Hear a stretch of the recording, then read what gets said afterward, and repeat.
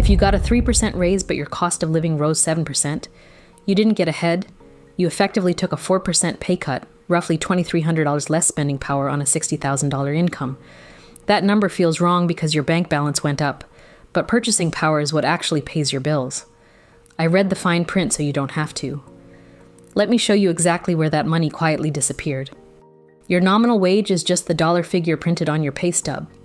Your real wage is that same figure adjusted for inflation, which Scotiabank calls the number that actually reflects what you can buy. The problem is your brain celebrates the bigger nominal number while your grocery bill only responds to the real one. Think of it like running up a downward escalator. You're moving, but the step under you slides back faster than you climb. Here's the actual formula. Real income equals current income divided by 1 plus the inflation rate, straight from Scotiabank and Bank of Canada methodology. Plug in a 3% raise against 7% inflation and you get 1.03 divided by 1.07, which is about 0.963. A 3.7% real cut that rounds to roughly 4%. Think of it like a bucket with a hole in the bottom. Your raise pours 3% more water in, but inflation drains 7% straight out. Scotiabank ran the real numbers. A worker earning $65,173 gets a $2,000 raise to $69,773 during the 7.1% inflation of September 2022. Adjusted into 2021 dollars, that pay is really worth just $62,986. A loss of $2,086.94, or $232.25 gone every single month despite the raise. Think of it like getting a bigger paycheck printed in a currency that's quietly losing value while you hold it. This isn't just one unlucky worker, it's structural. The Canadian Centre for Policy Alternatives found that from 2020 to 2022, average wages rose 2.7% a year, while inflation averaged 3.4%, producing an average 1.1% real pay cut every year. They estimate 64% of workers got raises below inflation, meaning about 2/3 of Canadians saw their real wages fall. Think of it like a tide going out on almost everyone at once. This was never a personal negotiation failure. Let me make this concrete with Amir, a 34-year-old project manager in Toronto. His salary rose from $78,000 in 2025 to $8,340 in 2026, a clean 3% raise on paper.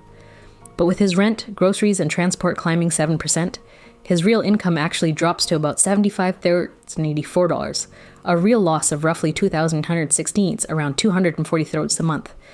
Think of it like trading in a $78,000 basket of goods for one now worth only $75,084 and calling it a promotion. Now, a second mechanism kicks in.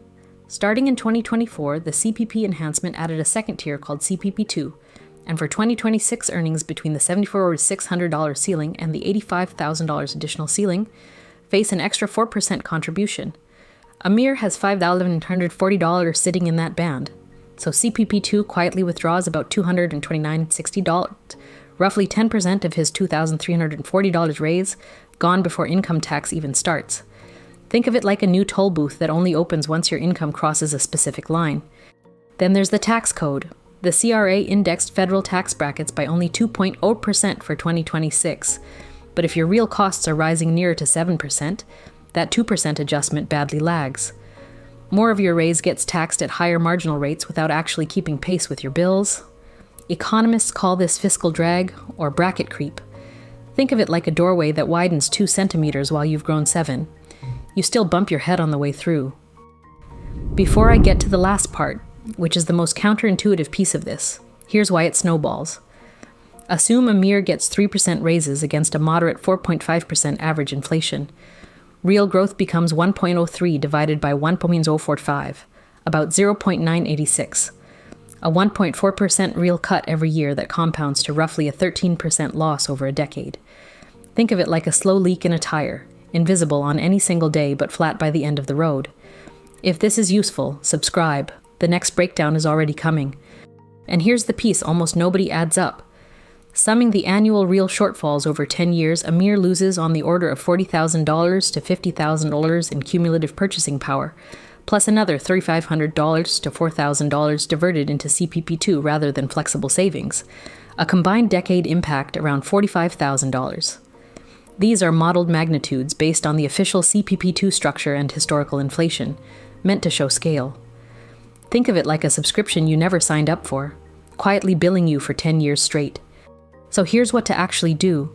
Take last year's gross income off your T4, Look up Canada's CPI inflation from Statistics Canada, then divide your new income by 1 plus that rate.